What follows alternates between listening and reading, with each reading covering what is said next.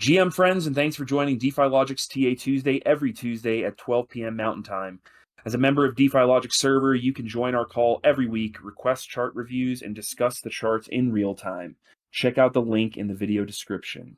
In today's community call, we'll review charts for Optimism, Cyberconnect, MEVFree, BNB, ETH, crypto market cap, and for legacy markets, S&P 500, NASDAQ, US2 and 10-year bonds, as well as the U.S. stock market volatility index. And with that, over to you, Eddie.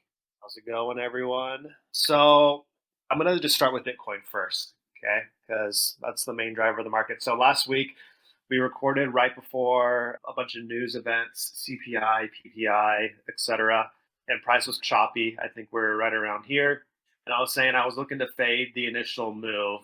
We didn't really get one during the news. We did. We got this spike up into the short zone, and it was really quick. It went down right away. I actually wasn't able to get in a position. I actually didn't take a trade all of last week besides two really quick positions on Ethereum and Solana. So it's a tough week to trade. So let's clean this up a little bit and see what we got going on. So I still like this zone.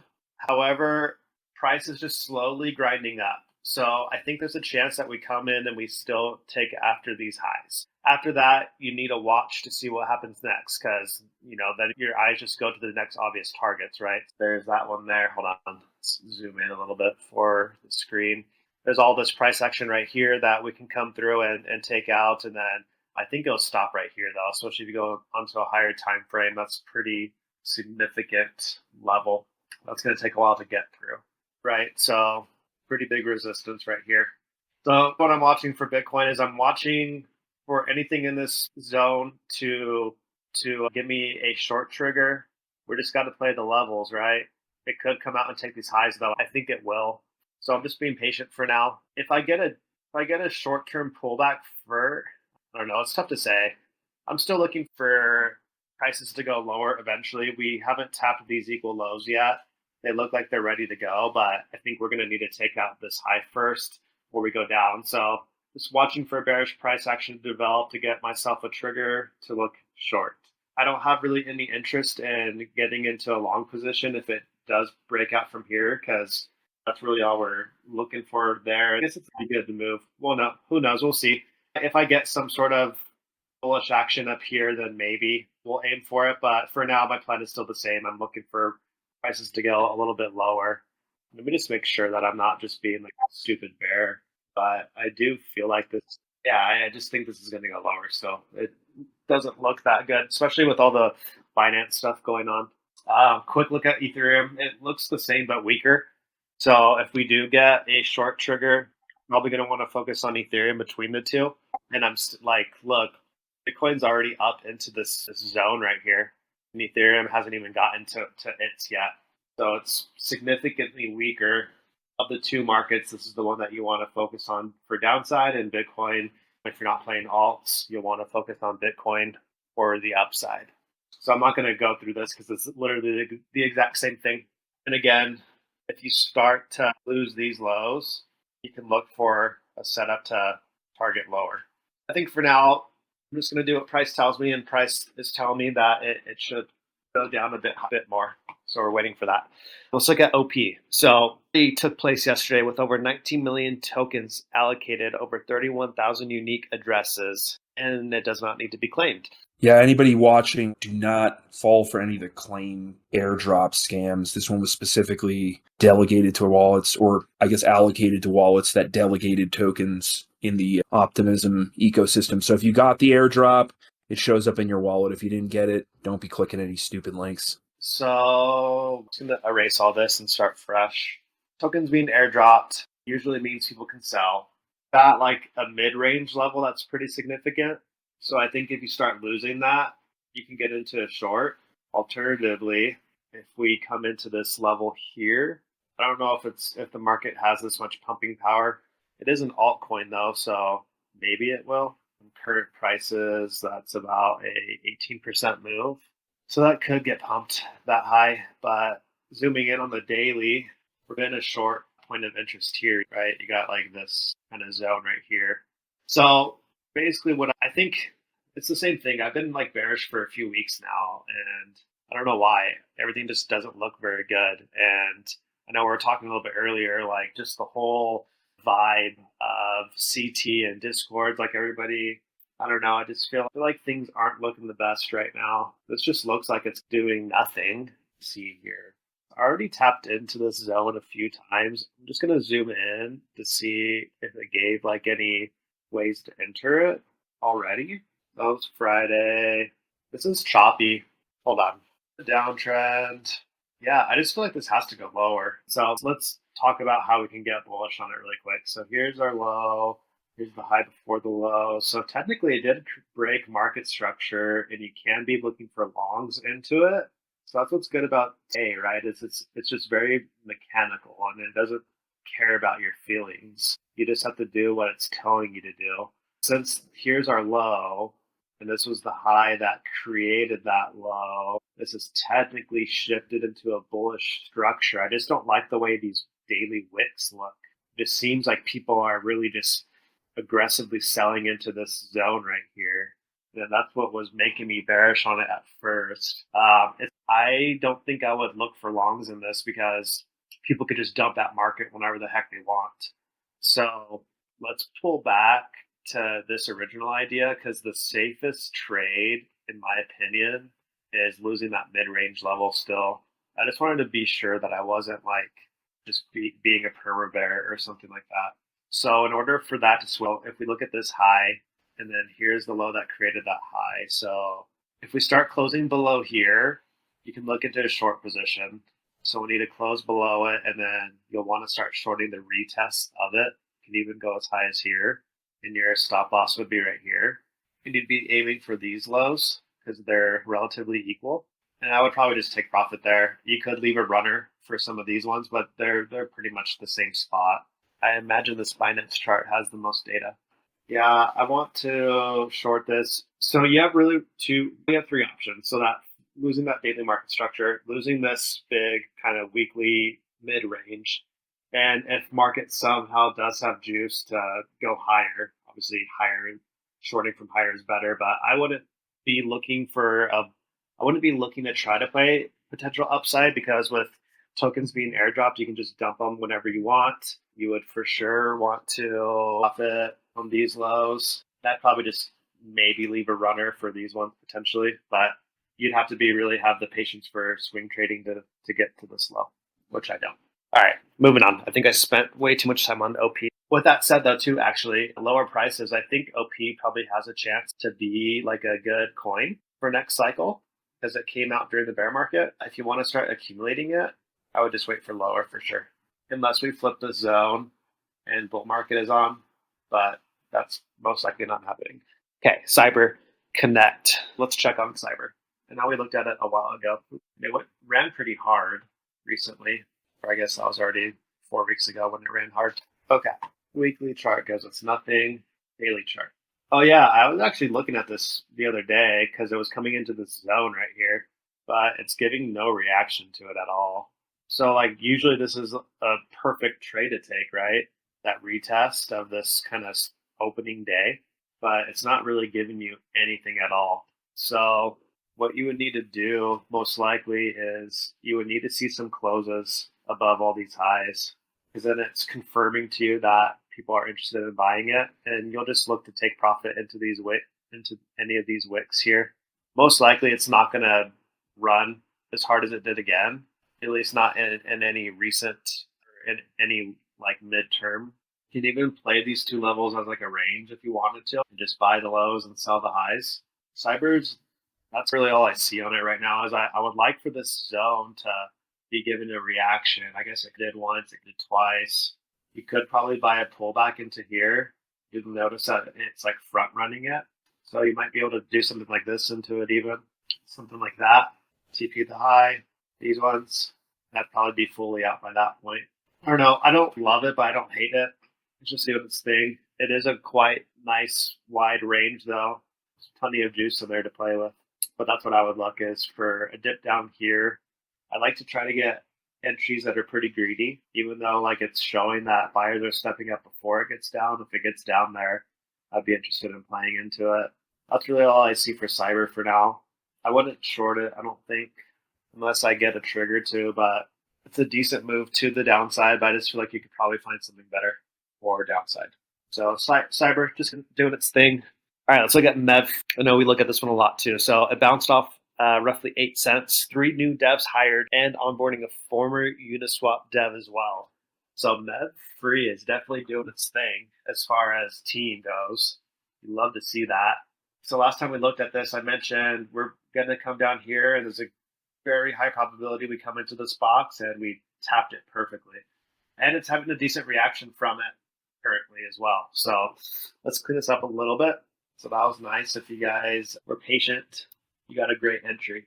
If you were patient and you got this entry, depending on what type of trade this is for you, I would probably be looking to take some profit like you should have already as we approach this, because originally this was a potential level of support, right? So you have to treat it that it's potentially going to be resistance coming into it. It already tapped into it once, and now it's like looking like it may bounce again. So it should give another bounce higher, but I expect something like this with it. So if it does go from here, I'll probably do something like this, and maybe it turns into an uptrend, but it's too hard to say. So if you bought the box, definitely be de-risking, in my opinion, unless you think this is the best coin ever and you're just going to hold it no matter what. That's just not how I roll. So I'm just going to erase this really quick. It's still very much a key level. I'm just going to shorten it. Yeah, so again, I know I always do this, but I like to buy on confirmation. Sorry, I don't have like my tools like favorited here. So if you're not in right now, you need to be patient for it to dip back into this again. If it does dip back into that again, there's a chance that this thing just accumulates until a bull market happens. Or you want to buy confirmation. It's tough though, because people are going to be selling into all of this. People are going to definitely, like anyone who got in right away, if they haven't taken profit yet, they're going to be selling into all this stuff. So I don't think I would take this trade, honestly. I wouldn't buy into any confirmation here. I would wait to see if we get back below into the box again, maybe buy some for another bounce. It's a pretty decent bounce that you've gotten so far. The 100% move, you can't get mad at a 2x. So I'd probably do those two things. I'd wait for it to come back down here again. If it bounces again, great, take profit. If it just starts to accumulate, then you got to decide for yourself if you're comfortable with this level as the accumulation. You have to be careful with this stuff too, because it could always just come back down again. If you're not comfortable with holding for accumulation and you're not comfortable with that type of drawdown, then you'll have to just cut yourself out eventually. But I think I would do that because I just have a feeling that all this zone is just going to get sold into pretty heavily. So it's one of those things where I'd rather buy the all-time high breakout as long as there's buyers showing up too, or wait for lower. But we already nailed it last time. So if you're in, you got a great position. All right, let's look at BNB. Binance Smart Chain partially redacted declaration in support of motion to compel discovery was published in SEC versus Binance. His trial attorney named by SO, the other names were taken away from depositions regarding discovery issues. So Binance, obviously everyone knows, is going through some lawsuits and all this stuff. Let's look at what BNB is doing. See, this is my problem with the whole market right now. Everything is just such this chop, and you have to really be a low time frame trader to even have anything with it. And I'm just not a low time frame trader. I just don't have the patience for that. I like buying high time frame levels and just chilling. And you don't have those opportunities right now, really, in anything that you look at. The sad thing too is Binance looks so bad. I'm sure tons of people have been selling it because of all their issues that they got going on. But if you lose this level on Binance, it's freaking lights out. I think CZ, his level that he was tweeting was like 220 or something like that, if anyone knows or can check. And of course, there's speculation that maybe he did some FTX stuff where he needs to be above 220. But yeah, if we start closing below this level here, it is bad news for sure. Look at this too. This gave such an amazing short. I think one of my friends told me to short this too, and I ignored him. Should have listened. That was amazing. But for now, what can we do? Got to be careful with this too, because if any like serious stuff comes out about this lawsuit, it could just fall off a cliff really quickly. Wonder if there's any lower time frame like shorts we can enter. I gave this one already too. Okay, so here's my plan. Any bounces into either of these zones, if I can get some sort of nice wick that closes back below, taking out some important highs, I'm going to be looking to get short. So whether that happens here or if that happens up here, if we happen to take out this wick or even just start to fill it in a little bit, then it's something I definitely want to get interested in looking on the downside. Your invalidation is going to be closes up above here, or you could even just wait for it to get bullish up above here too. So it's wide. I'm sorry. If we're getting up here, that's where your intention is, right? If it's just going to be into this zone, then anything bullish above this kind of little cluster price action here, you'd probably want to get out because most likely we're going to be traveling up to this level. And CZ too, you just got to be careful going against his coins because that dude has plenty of money. But also too, if we start closing below this line, like I was saying, so that big weekly line, you want to get short because this can tumble very far. Like we're talking, like Binance is over if that happens, which would be very bad for the industry, I think. So I hate shorting into it just for the fact that I want them to survive. That's a tough one, man. It's what do you care about, your P&L or like your ethics of the industry? It's such a hard trade to take now that I think about it. So with that said, man, I don't know. This is just sad. I think Binance looks bearish though. It looks exactly like Ethereum does too, honestly. Does not look the same. And I want Ethereum lower, which correlates with Binance lower too. And this is obviously the kingmaker trade. If you take it, don't take it on Binance. As if this starts to tumble down, you have to just be careful of the FTX happening. And that would be silly to take a short onto that exchange with that exchange facing the stuff that they're facing. But yeah, if you lose this level, man, I really think that it is lights out. Like you don't have anything holding you up. Maybe people defend this low at 183, so you'd be definitely taking profit here. Maybe somebody defends this zone here, but it's basically clear skies to all the way to Goblin Town. Tough. All right, we'll finish off with total 2 just because we've never looked at total 2. We've always done total 3 and total. So let's just check out what total 2 is doing just for fun. Or maybe we have, I don't know. That just shows you how little these ones move, right? I have no idea when I drew those lines, but they're pretty much respecting it. And it's the same idea on all of them, right? We're just in this huge range. We want to buy the range lows or confirmation of it flipping for a bull run. But we have time to be buying the range lows. If the low loses, you have this support down here right beneath it. So you could be a little bit more risk adverse and wait for something lower, especially with Bitcoin and Ethereum looking like they do want to go lower. Yeah, because I still think that this is the storyline for this, is that it's going to go down. Of course, there's always a way that you can flip, but you need to be seeing bullish price action above this 3,100 level in order to get bullish to the next level. But I just feel like these lows want to be taken out.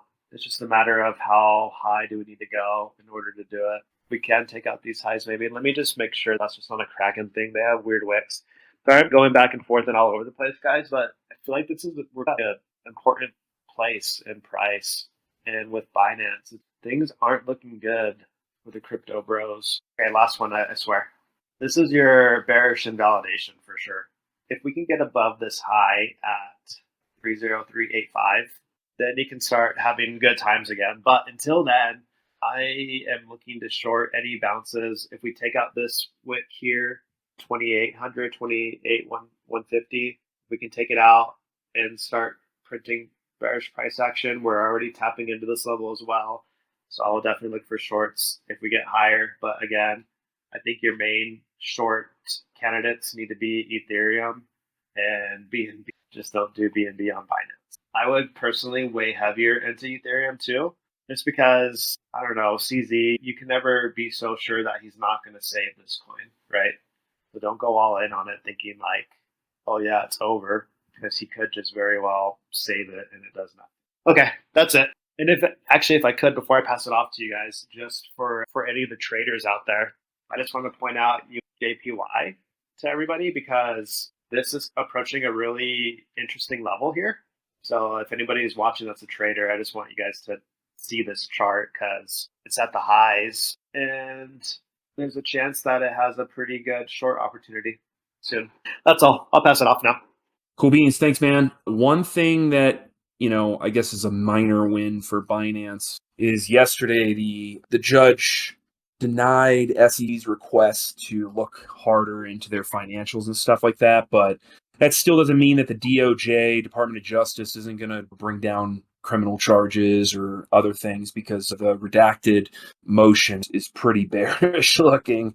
They're citing testimony from a deposition from the chief information security officer and then other people that we don't know who they are because it's redacted information, but there's multiple exhibits and it's all referencing depositions. Yeah, everybody needs to be paying attention to Binance because that's really going to dictate what happens moving forward, in my opinion, especially in this market, just in the fundamental analysis sense. But yeah, thanks for the TA, Eddie.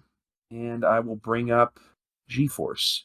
Okay, thanks, Eddie. I'm going to be doing the legacy markets, as I always do, but quick on Binance. We've been chatting a lot in the Discord and the server on BNB and Binance, and it doesn't look good. Yeah, everything's that Eddie said on the chart, and then Pepe said on the legal side. I watched the legal side as well, and I don't see how they're going to avoid a DOJ indictment.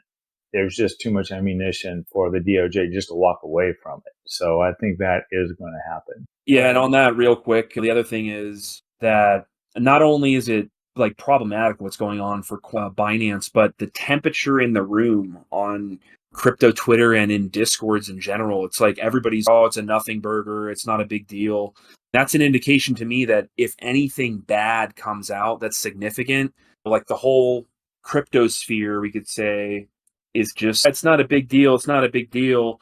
So when they do realize the severity of the situation in events like that, people usually panic. So we're going to see a lot of emotional impact of that, and it'll probably be much worse than if people understood actually what's going on. So keeping up with Binance is going to be a big indicator in the FA fundamental analysis sense, but also learning the TA is important as well. But anyway, on to you, GForce. Okay. And I agree with Eddie. This could be a free fall all the way back down to 50, which is possible. Okay. The chart I have up right now is S&P 500. It's a daily chart and a lot of action going on. This chart has a lot of things going on with it. If you followed me in the past with my T and also in the TA channel as well as Tuesdays, you'll see that I've had this support line, this blue line, quite a bit, all the way back to May. And you'll see that I had a channel all the way back in May here. I had a top channel line, but I've also had this support line. And this support line actually is getting reinforced, especially after today. You'll see today where it went all the way down and touched that support line and then it's run back up. That confirms that this is support.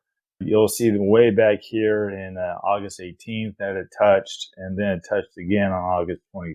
Then it ran all the way up to the psychological level of 4,500, went above, did a head fake, what I call a head fake right up here, came back down to the standard deviation line, which is this black line, the mean.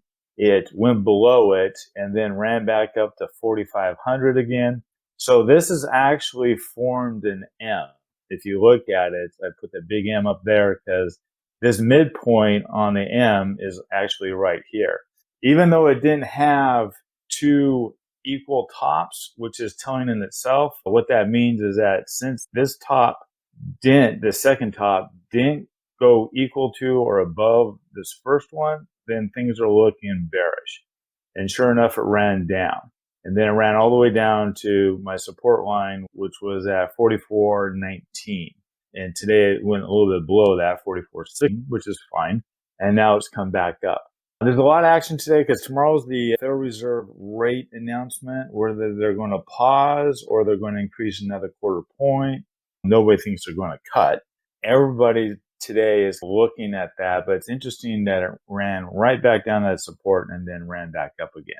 The other issue here is what we see, that this support or this top line here, which is 4,500. It's not really a technical line, but it's a mental level and emotional level for everybody at 4,500. And this is coming with my support line, this diagonal support line that I've been talking about going up, is forming a triangle. We're going to come into a triangle. And with triangles, they're either going to pop or drop. And they never go all the way to the point. So that's why I don't fill in a point on the triangle, which would be over here. But they do pop or drop before that point. So tomorrow's a big day. We have a federal announcement on the interest rates. We'll see what he says. The expectation is that they're going to pause, but they're going to have a lot of hawkish language. If they do pause, then things should run back up to 45 and then maybe even higher if it's a pause.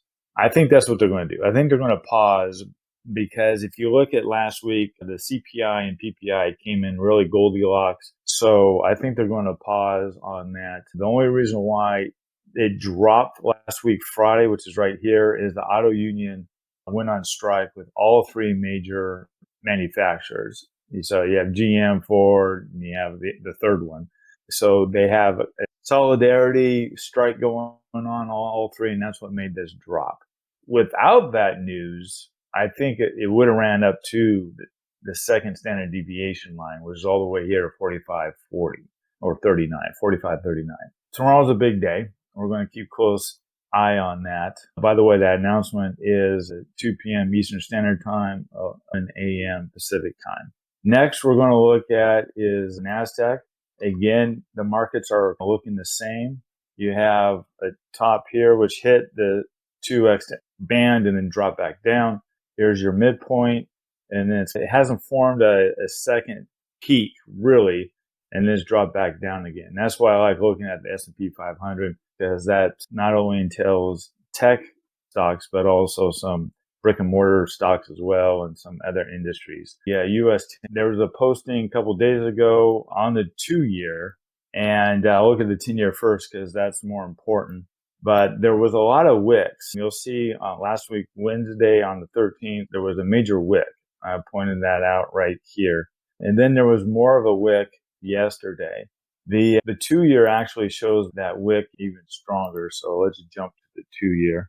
And it'll show a little bit more of a wick. People were freaking out about this wick. I don't know what it could be. A lot of people talk about a fat thumb. People did some trades wrong or things of that nature, and they wanted to get out of them real fast. That's an excuse that the markets use all the time. I don't really buy it, but there's a lot of wicks going on in the bond market. You look at 4 or 5 months ago in the Wall Street Journal, they're talking about how the bond market is getting very fast paced, which a lot of volatility, which people weren't really, and they were concerned about it, but that could be coming into play nowadays. So these wicks are interesting for a bond market. Bond markets really don't wick. And for them to start to wick, that would be something. What I usually see in the bond market is if the repo market, which is basically the overnight lending rate, starts to go significantly high because the Fed had issues 3 years ago on that, then I'd be more concerned. But that repo rate has been mellow. It's increased a little bit, but nothing much. So I'm not really concerned about it because the repo usually is the area in the coal mine. They usually tell you what's going on.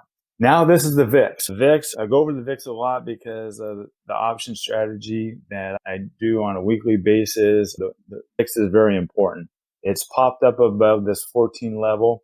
It's been in a low range. In fact, the article from MarketWatch had an article yesterday on the mysterious shrinking of the VIX. Now the VIX is the fear gauge. This is, again, a daily chart. And so we've had a small amount of fear. Obviously, everybody thinks the markets are okay. So we had a low here that was below 13, another low here at 13, then it dropped even lower. It's gone all the way down 2 days ago, went all the way down to 1268. So now it's popped back up again. So this VIX is interesting because it is one-sided. It doesn't show you that opposite of fear is greed or everybody's complacent. It doesn't gauge complacency, but it does gauge fear. So that's why the lows are really low. Everybody thinks everything's okay. Maybe that's the sentiment with Binance. Oh, if Binance US goes upside down, Binance Global is okay. Yeah, denial is another emotion that traders have to face besides fear and greed. So that's the VIX. It's coming back up to this standard deviation line again, and it's falling back from it. So it might go back down. Again, the Fed announcement tomorrow, if it comes out as expected by the markets, then this fear gauge will probably all the way go back down to 13 again. All right, I'm finished with the legacy markets. Thank you very much. And that's it for this week. Remember, as a member of DeFi-Logic, you can post requests in the Daily Dose forum, and we'll review your coins, assets, and tradable proxies in the next call. Also, DeFi-Logic members interested in alpha testing our ETH spot trading indicator and the new XRP strategy developed by Cryptic. The service is free until we launch. Also, DeFi-Logic is a freemium service for members that join prior to public launch as an early member.